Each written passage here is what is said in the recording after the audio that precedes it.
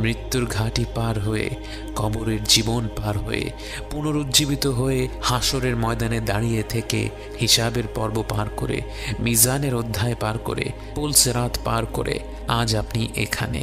দুনিয়ার জীবনকে তখন মনে হচ্ছে কত ক্ষুদ্র, কত নগণ্য, কিন্তু এই শেষ প্রান্তে এসেও দুনিয়ার জীবন আপনার পিছু ছাড়ল না। জান্নাতের দ্বার প্রান্তে এসেও এখনো একটি ধাপ বাকি রয়ে গেল।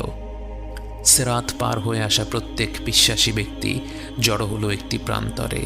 এখানে একজন মানুষ আরেকজন মানুষের ওপর কোনো জুলুম করে থাকলে বা তার কোনো হক নষ্ট করে থাকলে এখানে এসে সেটার হিসাব চুকিয়ে দেয়া হবে। যে ব্যক্তি আরেকজন বান্দার হক নষ্ট করেছে তার আমলনামা থেকে ভালো কাজ নিয়ে অপর ব্যক্তির আমলনামায় দিয়ে দেয়া হবে। হয়তো এ কারণেই গীবত আমাদের দিনে এত ভয়ঙ্কর